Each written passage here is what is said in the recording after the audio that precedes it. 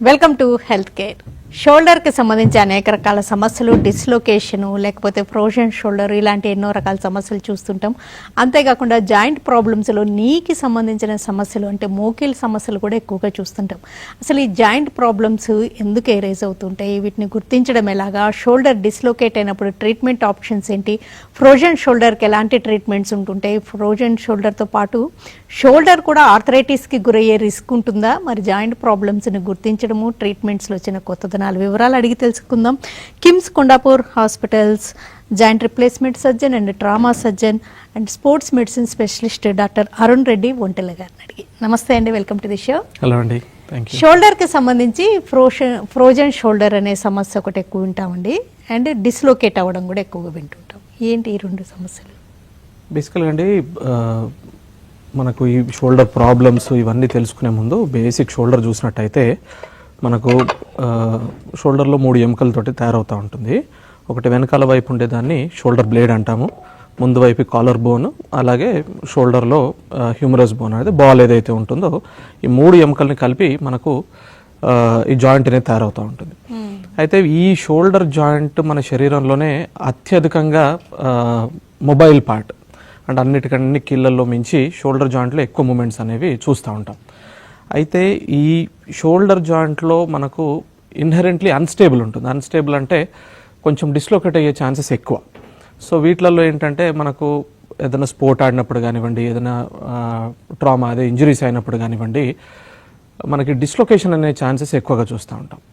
మనకి డిస్లొకేషన్ అయినప్పుడు ఏమవుతుంది, మనకు ఈ కప్పులోంచి ఈ బాల్ అనేది బయటికి జారిపోతూ ఉంటుంది.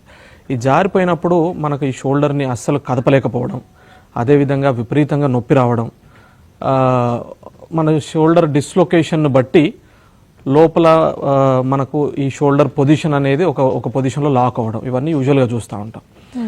అదే మనకు ఫ్రోజన్ షోల్డర్ అయినట్టుగా అయితే, ఫ్రోజన్ షోల్డర్ అన్నప్పుడు ఏమవుతుంది, మనకి షోల్డర్ జాయింట్కి స్టెబిలిటీ ఇవ్వడానికి మనకు షోల్డర్ చుట్టూ కూడా క్యాప్సుల్ అనే ఒక పొర ఉంటుంది. ఈ క్యాప్సుల్లో ఇన్ఫ్లమేషన్ వచ్చేసి క్యాప్సుల్ అంతా టైట్ అయిపోయేసరికి మనకు షోల్డర్లో మూమెంట్స్ అనేవి చాలా వరకు తగ్గిపోతూ ఉంటాయి. దీనివల్ల ఏమవుతుంది, మనకు నొప్పి విపరీతంగా రావడం, మనకు షోల్డర్ని సరిపడా కదపలేకపోవడం, రోజువారీ చేసుకునే పనులు ఇబ్బంది పెట్టడం, ఇవన్నీ కూడా యూజువల్గా చూస్తూ ఉంటాం. ఇది దీనికి దానికి మధ్యలో డిఫరెన్స్.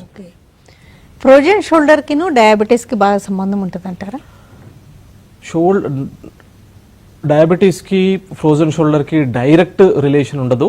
కాకపోతే ఇన్సిడెన్స్ అంటే మనకు డయాబెటిక్స్లో ఈ ఫ్రోజన్ షోల్డర్ అనే ఇబ్బందిని కొంచెం ఫ్రీక్వెంట్గా చూస్తూ ఉంటాం. అదేవిధంగా థైరాయిడ్ ఇబ్బందులు ఉన్న వాళ్ళకి, లేకపోతే దెబ్బలు తగిలిన వాళ్ళకి, పెరాలసిస్, స్ట్రోక్లు వచ్చిన వాళ్ళకి, ఇటువంటి వాళ్ళలో ఈ ఫ్రోజన్ షోల్డర్ అనేది సాధారణంగా చూస్తూ ఉంటాం. ఓకే, రొటేటర్ కఫ్ టైర్స్ అనేది ఒకటి ఎక్కువ వింటుంటామండి, ఏంటి అసలు అది? బేసికల్గా మనకు షోల్డర్ని కదపడానికి ముఖ్యమైన కండరాలు 4 ఉంటాయి. దాంట్లో 3 కండరాలతో మనకు మేజర్ వర్క్స్ అనేవి, మేజర్ మూమెంట్స్ అనేవి పాసిబుల్ అవుతూ ఉంటాయి. దాంట్లో 3 కండరాలు అన్నీ కూడా మనకి షోల్డర్ అంటే ఈ స్కాప్లా, ఈ షోల్డర్ బ్లేడ్ నుండి అరైజ్ అయ్యి మనకు వచ్చేసి ఈ బాల్ని అటాచ్ అవుతూ ఉంటాయి. దీంట్లో ఒక మజిల్లో వచ్చేసి ఎలివేషన్ అంటే మనం భుజం పైకి ఎత్తడానికి వాడుతూ ఉంటాం, ఒక మజిల్ వచ్చేసి షోల్డర్ని బయటికి తిప్పడానికి వాడుతూ ఉంటాం, ఒకటి అదేవిధంగా షోల్డర్ని లోపలికి తిప్పడానికి వాడుతూ ఉంటాం. ఈ మజిల్స్ అన్నీ కలిసి మనకు ఒక పొరలాగా తయారైపోయి వచ్చి మనకు బాల్కి అటాచ్ అవుతూ ఉంటాయి. అయితే దీన్ని మనం రొటేటర్ కఫ్ అంటూ ఉంటాం. యూజువల్గా ఏంటంటే ఏదైనా ఇంజురీ అయినప్పుడు కానివ్వండి, లేదంటే డీజనరేటివ్ టైర్ అంటే ఒక వయసు మీరిన వారికి ఈ కండరాల్లో డెన్సిటీ అంటే ఈ కండరాల్లో వీక్నెస్లు ఇవన్నీ రావడం వల్ల ఈ రొటేటర్ కఫ్ అనేది యూజువల్గా చిరిగిపోతూ ఉంటుంది. దీన్ని మనం రొటేటర్ కఫ్ టియర్ అంటూ ఉంటాం. ఈ రొటేటర్ కఫ్ ఎప్పుడైతే చిరిగిపోతుందో మనకు సాధారణంగా ఈ మూమెంట్స్ అనేవి లాస్ అవుతూ ఉంటాయి. అండ్ మనకు చెయ్యి పైకెత్తాలి అన్నప్పుడు ఆ సరిపడా పవర్ లేకపోవడం, ఎత్తాలి అనుకున్నప్పుడు ఆ స్ట్రెంత్ తోటి ఎత్తలేకపోవడం, అంటే మనం రోజు చేసుకునే పనుల్లో ఇబ్బందులు రావడం, ఇవన్నీ కూడా సాధారణంగా చూస్తూ ఉంటాం. అయితే ఈ రొటేటర్ కఫ్ని చాలామంది కూడా చిన్న నొప్పే కదా, భుజం ఒకటే కదలట్లేదు కదా అన్నట్టుగా ఓవర్లుక్ చేస్తూ ఉంటారు. దీనివల్ల ఇబ్బంది ఏంటంటే ఓవర్ టైంలో ఒక ఫ్యూ మంత్స్ గడిచిన తర్వాత ఈ రొటేటర్ కఫ్ అనేది ఆ చిరిగిపోయిన మజిల్ కాస్త దూరంగా జరిగిపోయి తర్వాత మనం రిపేర్ చేసుకోవడానికి ఆస్కారం లేకుండా అవుతూ ఉంటుంది.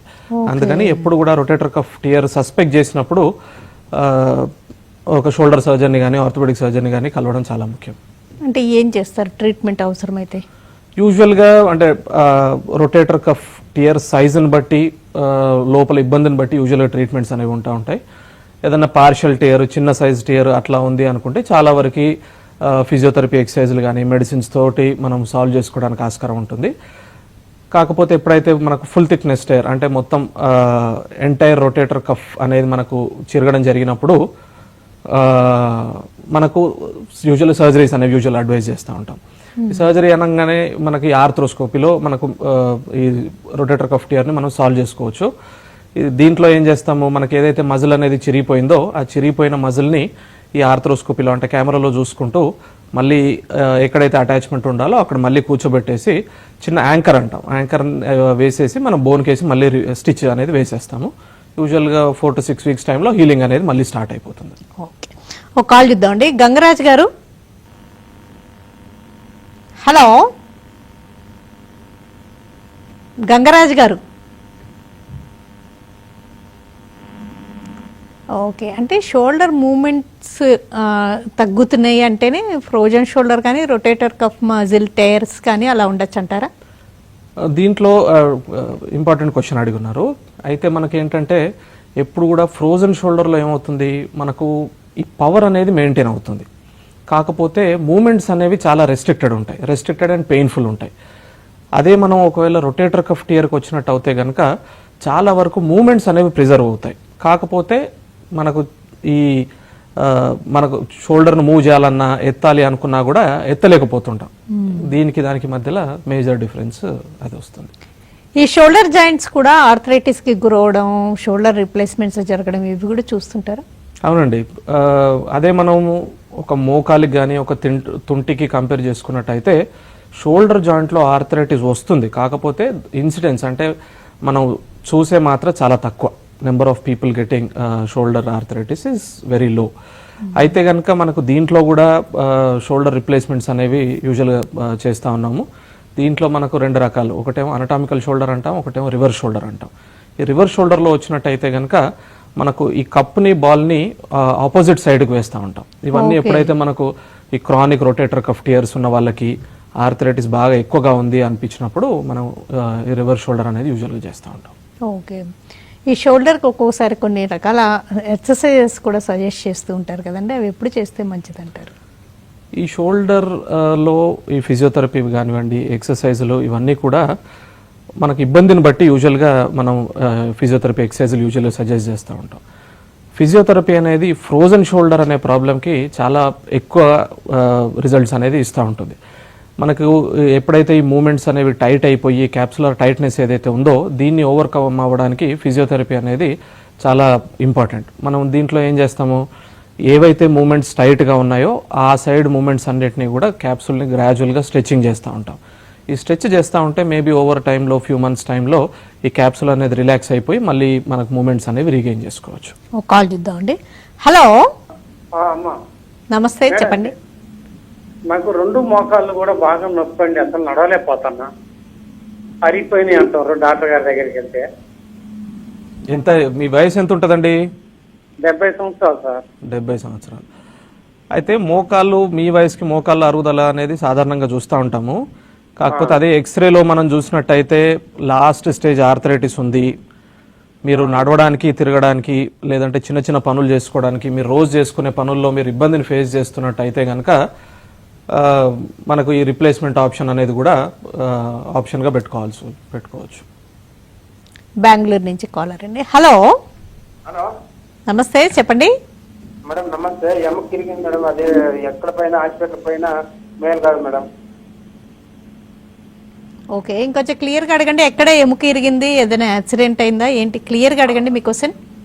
మేడం మిడ్ మీద పనుకుంటే అట్లా ఉళ్ళుకొని పడిపోయినాను మేడం.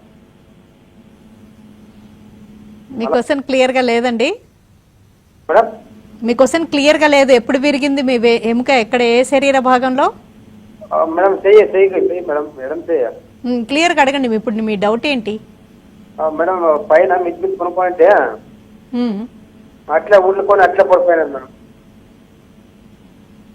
చేతి భాగంలో ఎముక విరిగింది, మీరు అట్లానే వదిలేశారంటారా అవును మేడం. ట్రీట్మెంట్ తీసుకోకుండా? అవును మేడం. మరి మీకు ఇబ్బందిగా లేదా ఇప్పుడు? ఆ చెయ్యిని వాడగలుగుతున్నారా? ఇబ్బంది ఉంది మేడం. Madam okay. ఎంతకాలం అయిందండి? ఆవిడ 1 సంవత్సరం అయింది మేడం. సంవత్సరం నుంచి చేతి వెముక విరిగితే అలా ఉండగలరంటారా?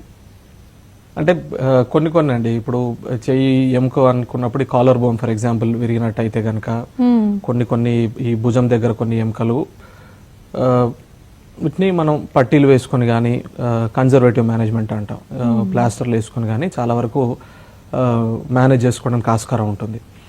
అదే కాకపోతే ఏదైనా జాయింట్ దగ్గరలో విరిగినప్పుడు కానివ్వండి, ఏదైనా బరువు మోసే ఎముకల్లో విరిగినప్పుడు కానివ్వండి, మోస్ట్ ఆఫ్ ద టైం మనం సర్జరీ అనేది అడ్వైజ్ చేస్తూ ఉంటాము. ఒకసారి ఎక్స్రేస్ చూసుకుంటే మనం క్లియర్గా దానికి ఏంటి ఎలా అనేది, కానీ అలా వదిలివేయకుండా ఉండడం అనేది ఇంపార్టెంట్. అంటే అట్లీస్ట్ సజెషన్ అన్నా తీసుకోవాల్సింది. షార్ట్ బ్రేక్ తీసుకుందామండి. బ్రేక్ తర్వాత నీ రిప్లేస్మెంట్స్ కూడా ఎక్కువగా చూస్తూ ఉంటాం కదా, ఆర్థరైటిస్ సిమ్టమ్స్ వాటి గురించి. అండ్ రిప్లేస్మెంట్ సర్జరీలో ఏవి ఎక్కువగా జరుగుతూ ఉంటాయి, అండ్ నీ రిప్లేస్మెంట్ సర్జరీ ఎప్పుడు తప్పనిసరి, షోల్డర్కి సంబంధించి ఏ సమస్యలు తలెత్తుతుంటాయి, ఈ వివరాలన్నీ అడిగి తెలుసుకుంటున్నాం. అంటే షోల్డర్కి సర్జరీ ఎప్పుడు చేస్తారు ఇవన్నీ చెప్పారు. ఒక్కోసారి ఆర్థ్రోస్కోపీతో కూడా సర్జరీ చేస్తుంటారు కదండి షోల్డర్కి, అది ఎప్పుడు అంటారు? యూజువల్లీ ఇప్పుడు మెజారిటీ షోల్డర్ ప్రాబ్లమ్స్ అన్నీ కూడా మనం ఆర్థ్రోస్కోపీలో మేనేజ్ చేస్తూ ఉన్నాం. అన్లెస్ మనకు ఏదైనా మేజర్ ఫ్రాక్చర్స్, వాటి ఫిక్సేషన్స్, లేదు అంటే ఏదైనా రిప్లేస్మెంట్స్ తప్ప మెజారిటీ షోల్డర్లో జరిగే ప్రాబ్లమ్స్, అది షోల్డర్ ఇన్స్టెబిలిటీ అంటే డిస్లొకేట్ అవ్వడం అయితేనేమి, రొటేటర్ కఫ్ ఇంజరీస్ కానీ, ఏదైనా జాయింట్ డిస్లొకేషన్స్ కానీ, ఇవన్నీ కూడా మనం ఆర్థ్రోస్కోపీలో యూజువల్గా చేస్తూ ఉన్నాం. దీంట్లో ఏం చేస్తాం, ఆర్థ్రోస్కోపీలో భుజం చుట్టూ కూడా చిన్న కీహోల్ సర్జరీ అంటే చిన్న ఘాట్లు పెట్టేసి లోపల కెమెరా పెట్టి ఒకసారి మనం జాయింట్ అంతా కూడా ఎగ్జామిన్ చేస్తాం. దీనివల్ల ఏమవుతుంది, మనకు ఒకసారి కంటి ముందే మొత్తం జాయింట్ అంతా కనబడుతుంది కాబట్టి మనకి డయాగ్నోసిస్ అనేది చాలా సులువుగా అయిపోతుంది. దాన్ని అడ్రస్ చేయడం కూడా అంతే సులువుగా మనం ఈ ఆర్థ్రోస్కోపీ టెక్నిక్లో అడ్రస్ చేసుకోవడానికి ఈజీగా ఉంటుంది. మోకాళ్ళకి సంబంధించి కూడా ఒక్కొక్కసారి ఆర్థ్రోస్కోపీ, ఒక్కోసారి ఓపెన్గా సర్జరీస్ చేస్తుంటారు కదా, ఇవి ఎప్పుడు ఏ సందర్భాల్లో చేస్తుంటారు? యూజువల్గా మోకాలు కూడా అంతే అండి. ఇప్పుడు ఇంకా మోకాలు one of the commonly injured joints చెప్పాలంటే బాడీలో. ఎప్పుడు కూడా మనం స్పోర్ట్స్ ఆడినా కానీ, లేకపోతే ఏదైనా యాక్సిడెంట్స్ అయినా, ఇంజరీస్ అయినా కూడా సాధారణంగా మనకు ఈ మోకాలు ప్రాబ్లమ్స్ అనేవి సాధారణంగా చూస్తూ ఉంటాం. అయితే మనకు దీంట్లో కూడా మెజారిటీ ప్రాబ్లమ్స్ అంటే లిగమెంట్ కానివ్వండి, లోపల ఉండే మెనిస్కస్ కానివ్వండి, లోపల ఉండే కార్టిలేజ్ ఇంజరీస్ కానివ్వండి, ఇవన్నీ కూడా ఇప్పుడు మనం మోస్ట్ ఆఫ్ ద ప్రొసీజర్స్ అన్నీ కూడా ఆర్థ్రోస్కోపీ అంటే కీహోల్ సర్జరీలో మనం యూజువల్గా మేనేజ్ చేస్తూ ఉన్నాం. వీటిలలో సర్టన్ ప్రొసీజర్స్ అంటే ఏదైనా రిప్లేస్మెంట్సే కానివ్వండి, ఏదైనా ఫ్రాక్చర్స్ కానివ్వండి, ఇటువంటి అన్ని మాత్రమే యూజువల్గా ఓపెన్ ప్రొసీజర్స్లో చేస్తూ ఉన్నాం. రెస్ట్ ఆల్ కూడా ఆర్థ్రోస్కోపీలోనే మేనేజ్ చేస్తూ ఉన్నాం. ఇప్పుడు మోకాలు అరుగుదలకు గురవుతుంది అన్నప్పుడు ఏ సిమ్టమ్స్ ఉంటాయి? ఒక్కోసారి మోకాళ్ళ నొప్పులను అంటే సమదర్ ప్రాబ్లంగా కూడా అంటే కన్ఫ్యూజ్ అవుతూ ఉంటారు. ఇవన్నీ ఒక్కసారికి రూల్ చేయరు. యూజువల్గా మోకీల్లో నొప్పి అనేది మనకి ఏ ఏరియాలో, ఏ వయసులో ఉన్న వాళ్ళకి అనే దాన్ని బట్టి చాలా మల్టీఫ్యాక్టోరియల్ ఉండొచ్చు. అదే ఒక తక్కువ వయసులో ఉన్న వాళ్ళని చూసినట్టయితే కనుక కామన్గా చూసేది కాండ్రోమలేషియా, అదే రన్నర్స్ని అంటాం. అంటే మనకి ఈ మోకాలు చిప్పల కింద ఉన్న కార్టిలేజ్ గుజ్జు ఏదైతే ఉందో అది కొంచెం సాఫ్ట్నింగ్ అయిపోయి మనం ఎస్పెషల్లీ మెట్లు ఎక్కి దిగినప్పుడు కానివ్వండి, కింద కూర్చొని లేసినప్పుడు కానివ్వండి, ఒకే పొజిషన్లో ఎక్కువసేపు కూర్చొని పని చేసినప్పుడు కానివ్వండి, ఇవన్నీ కూడా ఒక యంగర్ పర్సన్ ఏదో ఒక టైంలో యూజువల్గా ఈ యాంటీరియర్ నీ పెయిన్ అనేది యూజువల్గా ఫేస్ అవుతూ ఉంటారు. అదే ఒకనొక ఏజ్ వచ్చిన తర్వాత ఒక మేబీ ఒక 50 years 55 years దాటిన వాళ్ళకి ఈ కామన్గా చూసేది ఆస్టియోఆర్థరైటిస్ అంటాం. ఆస్టియోఆర్థరైటిస్ అంటే ఈ వయసు రీత్యా వచ్చే అరుగుదలను మనం ఆస్టియోఆర్థరైటిస్ అంటూ ఉంటాం. దీంట్లో మనం ఏం చూస్తాము, ఎప్పుడైనా కింద కూర్చొని లేవాలన్నప్పుడు నొప్పిగా ఫీల్ అవ్వడము, కొంచెం జాయింట్ స్టిఫ్గా అనిపించడము, మెట్లెక్కి దిగాలన్నా కూడా ఇబ్బందిగా అనిపించడము, కొంచెం జాయింట్లోంచి ఈ చప్పుళ్ళు రావడము, ఇవన్నీ కూడా మనం ఈ అరుగుదల లక్షణాలుగా యూజువల్గా భావిస్తూ ఉంటాం. వీటితో పాటుగా ఇంజరీస్ వచ్చినప్పుడు ఏదన్నా మనకు దెబ్బలు తగలడం కానీ, కామన్గా వచ్చే దెబ్బ మనకు ట్విస్టింగ్ ఇంజరీ. మనం ఎప్పుడైతే కూడా యాక్సిడెంట్ కానివ్వండి, ఏదైనా స్పోర్ట్ ఆడుతున్నప్పుడు మన పాదం అనేది కింద భూమి మీద ల్యాండ్ అయిపోయి మన శరీరం ఒక్కసారిగా ట్విస్ట్ అయినప్పుడు కామన్గా చూసే ఇంజరీస్ ఏంటి, మనకు లిగమెంట్ ఇంజరీస్. అదే దాంతోపాటుగా లోపల జాయింట్ మధ్యలో మనకు మెనిస్కస్ అనే కుషన్ ఉంటుంది. ఈ లిగమెంట్ ఇంజరీస్ కానివ్వండి, మెనిస్కస్ ఇంజరీస్ కానీ మనం కామన్గా ట్రామాలో ఇంజరీస్లో చూస్తూ ఉంటాం. ఓకే. ఈ రుమటాయిడ్ ఆర్థరైటిస్ లేకపోతే యూరిక్ యాసిడ్ లెవెల్స్ పెరగడం ఇవన్నీ కూడా మోకాళ్ళను కూడా ఎఫెక్ట్ చేస్తాయి అంటారా? యూజువల్లీ యూరిక్ యాసిడ్ వచ్చినట్టయితే కనుక మనకు చిన్న కీళ్ళు అంటే మనకు పాదాల్లో కానివ్వండి, చేయిల్లో కానివ్వండి, వీటిలలో కామన్గా చూసే జాయింట్స్ ఇవి చిన్న కీళ్ళల్లో చూస్తూ ఉంటాం. కాకపోతే మనకు పెద్ద కీళ్ళు అంటే మోకాళ్ళు కానివ్వండి, భుజాలు కానివ్వండి, మోచేలు కానివ్వండి, ఇవి కూడా ఎఫెక్ట్ అయ్యే అవకాశం ఉంటుంది. మోకాళ్ళ అరుగుదలకి తీవ్రంగా గురైనవి ఇంకా సర్జరీ తప్పదు అన్నప్పుడు ఎలాంటి సిమ్టమ్స్ ఉంటాయి? కామన్గా చూసేది నొప్పి. అంటే మనకు రోజు మనం అందరూ చేసుకునే పనుల్లో కూడా బాగా నొప్పి అనుభవించడం, చిన్న చిన్న పనులు చేసుకోవడం అంటే ఒక బయటికి వెళ్ళి ఒక కిరాణా షాప్ నుండి ఏదైనా తెచ్చుకోవాలనుకున్నా ఒక 100 మీటర్లు కూడా సరిగ్గా నడవలేకపోవడం, ఏదైనా చిన్న చిన్న పనులు అంటే ఒక 10 మెట్లు ఎక్కలేకపోవడం, ఒక చిన్న ఏదైనా ఒక గుంట దాటాలి అంటే జంప్ చేయలేకపోవడం, ఇవన్నీ కూడా అందరూ ఈజీగా చేయాల్సిన పనులు, ఇవన్నీ కూడా నొప్పుల వల్ల చేయలేకపోవడం. అదేవిధంగా ఈ నొప్పుల వల్ల రాత్రి స్లీప్ డిస్టర్బెన్సెస్ అంటే నిద్ర సరిగ్గా పట్టలేకపోవడం, ఇవన్నీ యూజువల్గా అదే జాయింట్స్లో మూమెంట్స్ అనేవి చాలా తగ్గిపోయినప్పుడు అప్పుడు మనం నెక్స్ట్ అంటే సర్జరీకి అన్నట్టుగా మనం యూజువల్గా ఆలోచిస్తూ ఉంటాం. చాలా మందిలో చూస్తుంటామండి జాయింట్ పెయిన్స్ ప్రాబ్లమ్స్ ఉన్నప్పుడు ఫస్ట్లో కొంచెం పెయిన్ కిల్లర్స్ తోటి కంట్రోల్ అవ్వడం, వాళ్ళు బాగానే నిద్రపోవడం, పనులు చేసుకోవడం చూస్తుంటాం. తర్వాత ఇంకా అవి వేసుకున్నా పని చేయట్లేదు అంటారు. అంటే వాటిని మించి నొప్పులు ఎక్కువ ఉంటాయి అంటారా? అది యూజువల్గా అంటే ఒకానొక స్టేజ్ వచ్చిన తర్వాత మనకి ఆర్థరైటిస్ వల్ల వచ్చిన నొప్పులన్నీ కూడా మనకి మెడిసిన్స్కి అనేవి రెస్పాన్స్ అవ్వవు. అంటే బాగా అరిగిపోయిన వాళ్ళకి, బాగా కాళ్ళల్లో వంకలు వచ్చేసి మనకి వెయిట్ డిస్ట్రిబ్యూషన్ అనేది చాలా చేంజ్ అయిన వాళ్ళకి, ఇటువంటి వాళ్ళకి ఏంటంటే ఏదో ఒకనొక టైంలో మనకు ఏది చేసినా కూడా అంటే మందులు వాడినా కానీ ఫిజియోథెరపీ చేసినా కానీ దేంతో కూడా రెస్పాన్స్ రాని వాళ్ళకి మనకప్పుడు నీ రీప్లేస్మెంట్ సర్జరీ అనేది యూజువల్ అడ్వైజ్ చేస్తూ ఉంటాం. నవడేస్ రోబోటిక్ నీ రీప్లేస్మెంట్ గురించి ఎక్కువగా వింటున్నామండి. అంటే దాన్ని అందరికీ చేయగలరా, లేకపోతే దానికి కూడా కొన్ని స్పెసిఫిక్ లిమిటేషన్స్ ఉంటాయా? రోబోటిక్ నీ రీప్లేస్మెంట్ అనేది ఇప్పుడు రీసెంట్గా వచ్చిన అడ్వాన్స్. బేసికల్లీ ఈ రోబోటిక్ నీ రీప్లేస్మెంట్ వల్ల ఏంటంటే మనం చేసే సర్జరీలో ప్రిసిషన్ అనేది చాలా ఎక్కువగా ఉంటుంది. అంటే మనం సర్జరీ చేసినప్పుడు బేసికల్గా ఏం చేస్తాము, ఈ ఏదైతే మనకు అరిగిపోయిన కార్టిలేజ్ కానివ్వండి, అరిగిపోయిన బోన్ కానివ్వండి, ఇవన్నీ కూడా పాడైపోయినంత వరకు తీసేసి మనం యూజువల్గా దీన్ని ఆర్టిఫిషియల్ నీ తోటి మనం రిప్లేస్ చేస్తూ ఉంటాం. దీన్ని మనము యూజువల్గా మానవులుగా మనం చేసినప్పుడు ఆ హ్యూమన్ ఎర్రర్ అనేది ఈ రోబోటిక్ సర్జరీ వల్ల చాలా వరకు కూడా మనం కట్ షార్ట్ చేసుకోవచ్చు. ఈ రోబోటిక్ వల్ల ఏమవుతుంది అంటే మనకు ఎండ్ రిజల్ట్ అనేది చాలా ప్రిసైజ్గా, చాలా అనటామికల్, అంటే మనకు దేవుడు ఇచ్చిన కీల్లాగా మనకు వచ్చే అవకాశాలు ఎక్కువగా ఉంటాయి. మనకు రీహాబ్ అనేది ఈజియర్గా ఉంటుంది. మనకు సర్జరీ చేసినప్పుడు మనకు అవసరం ఉన్న కట్ కూడా చాలా తక్కువగా ఉంటుంది. కాబట్టి ఓవరాల్గా మనకు బ్లడ్ లాస్ కానివ్వండి, పెయిన్ కానివ్వండి, ఇవన్నీ కూడా రోబోటిక్ సర్జరీలో యూజువల్గా మనం తక్కువగా చూస్తూ ఉంటాం. ఓకే. ఒక ఏజ్ వచ్చాక అంటే బాగా ఒక 70+ అట్లా ఉన్న వాళ్ళకి రోబోటిక్ కన్వెన్షనల్ మెథడ్ ఎక్కువ సజెస్ట్ చేస్తారా? యూజువల్గా ఉన్న దాంట్లో ఇప్పుడు రోబోటిక్ తోటి మనకు రిజల్ట్స్ చాలా బాగా చూస్తూ ఉన్నాము. అదేవిధంగా మనకు ఒక కరెక్ట్గా చేసిన నార్మల్ రెగ్యులర్ జాయింట్ రిప్లేస్మెంట్ కూడా మనకు రిజల్ట్స్ అనేవి బాగా వస్తుంటాయి.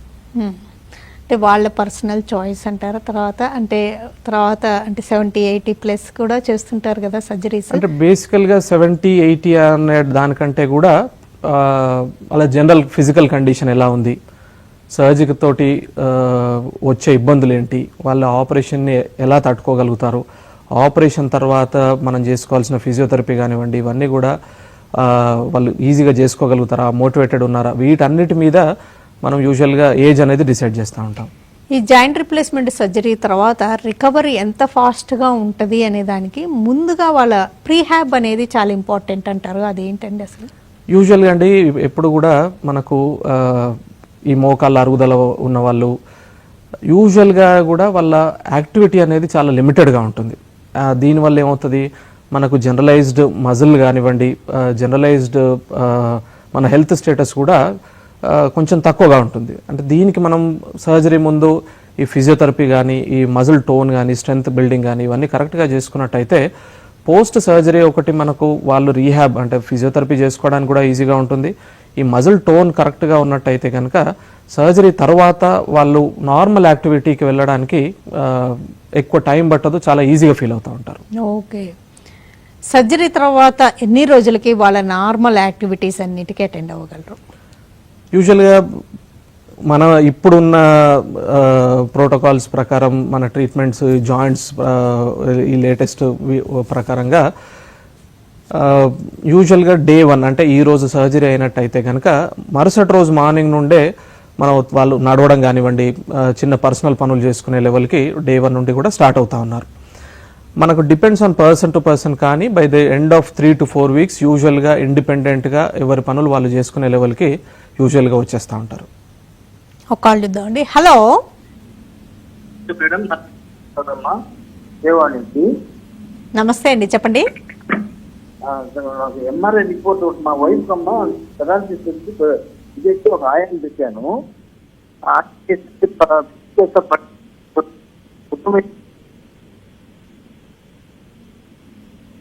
తర్వాత ఎంఆర్ఐ రిపోర్ట్ లో full thickness complete day Supra